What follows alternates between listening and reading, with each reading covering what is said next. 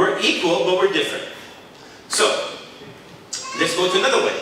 And this is very common. Guys usually hang out with guys. Girls usually hang out with girls. If a guy is very stressed, is going through a very tough situation, what do guys usually do? Give him some space. Leave him alone. Am I right, guys?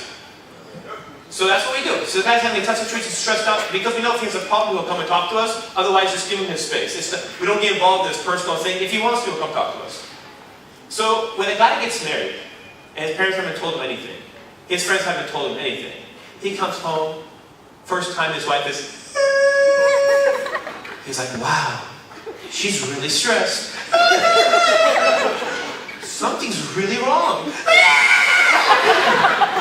She's really, really having a tough, stressful day. I know what I'll do. I'll leave her alone for 20 minutes. And his wife will say, what's wrong with him? Doesn't he love me? And he's like, I love her so much, I always leave her alone whenever she starts crying. Because this is what we do with other guys. And the girls are opposite. Girls know exactly what to do. They know what to say, and more importantly, not to say. If a girl gets a call right now, even in the middle of my act, she'll look at her call, her friends will notice her face, something's wrong. Something's wrong. The entire pea party team gets up. They go outside, they make a little circle, right? They start talking to her, one starts comforting her, tell me what's wrong, oh, and they start talking, and one girl has tissue, one girl in the group has tissue.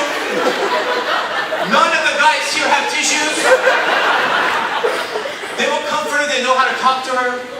Because girls know that the way you make a girl sometimes feel better is to let it out. You don't leave her alone. And these are some things we should learn in marriage, even though all this stuff has comedy in it. There's some truth in this, that you learn that sometimes when the guy gets stressed, as weird as this sounds, leave him alone. He'll love you for it. And when a woman gets stressed, talk to her. More importantly, listen to her, and she'll love you for it. Am I right? Okay, let me ask you guys a question. Men, when you are very, very stressed, what do you want? Leave me alone. First one. Anything else? Not today, dude. I have a headache. Food! This guy gets hunger. As soon as this event's over, make sure he gets his plate. Food and leave me alone. I didn't hear one guy say, I want to talk about my feelings. You know what? It's funny. I said women and men are different but equal. But there are certain things that men can only do that women can't do. And, sorry, feminists, one second. There are also things that women can do that men can't do. In fact, these things you can't even teach. No matter how much I sit down and try to teach you, there's no way I can teach you. Doesn't matter what religion, what background you are. It's impossible because you're not wired that way. You guys want to hear an example? Every man in this room can do something without effort. They have the ability of sitting down in a room, staring at a wall, and thinking about absolutely nothing. They can do this for 10 or 15 minutes at a time. They can do it while they're walking, they can do it while they're driving. They pretty much go on autopilot. They have no idea how they got to where they got to. Men, can you do this? Sometimes your wife will look at you and say, what are you thinking about, honey? And he's like, nothing. And she's concerned because you can't think about nothing. You've been quiet for the last 20 minutes. You're thinking about something. If a female tries to do this, she'll sit down trying to think about nothing, which doesn't count because she's thinking about nothing. But men just do it. They're not blinking, they're not staring.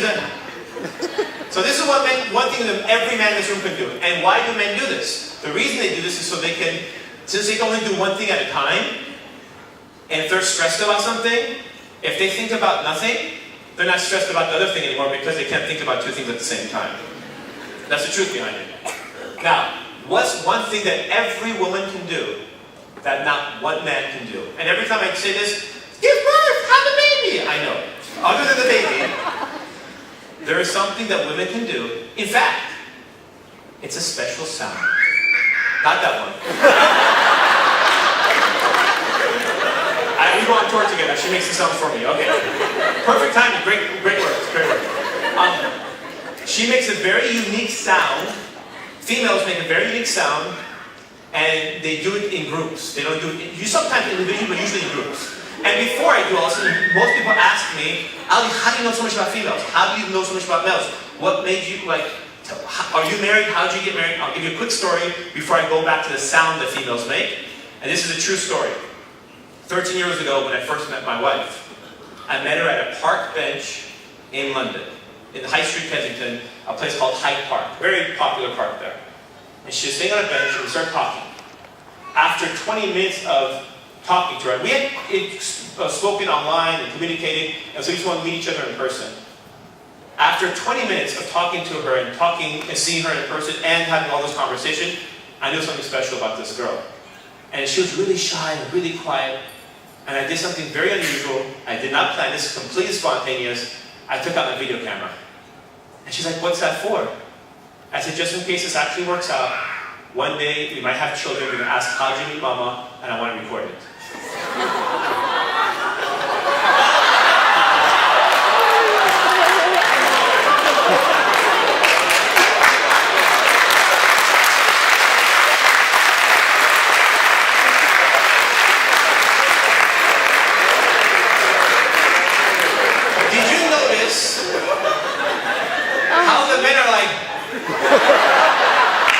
Mashallah, mashallah. They don't know what to do.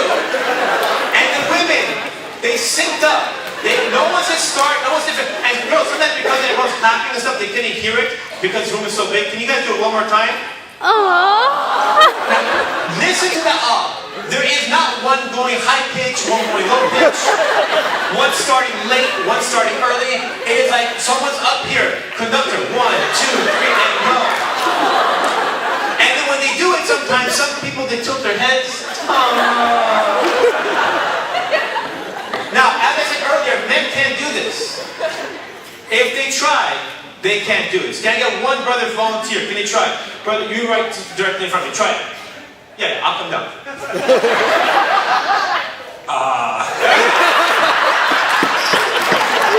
It sounds like a wounded cow. You can't train the men to do it. We're just not wired this way. And this is one of the things, inspirations of the whole thing was like for me to come up with these unique things about men and women. So I came up with a series called Men Are From Mecca, Women Are From Medina. And it's kind of like Men Are From Mars, Women Are From Venus, but it's in a comical way. And so before my time ends, because it's time for prayer, I want to show you one thing, one last thing before I go, because my wife, she's the exact opposite of me. She's not a person who has 5,000 friends on Facebook. She's not a person, she has like 5 real close friends. Real close. Me, I have like 1,000 friends, but we're exact opposite. She'll never go on stage. She'll never speak. And she doesn't really show her feelings that often. And even with me, I'm married to her for so long, she's a very, very private, reserved person.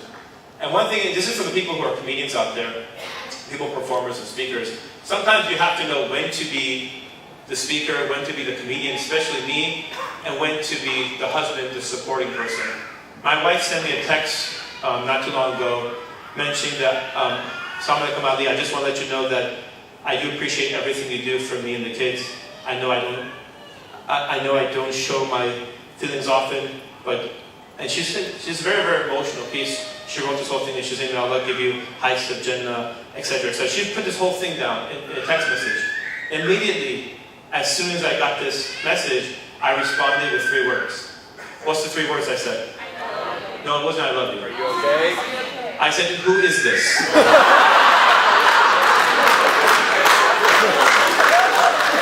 She didn't respond. At that point, text messages, you get kind of nervous. So I responded back, you're the love of my life. She still didn't respond. So I responded back, but seriously, who is this? Thank you very much for having me for the last 15 minutes of your time.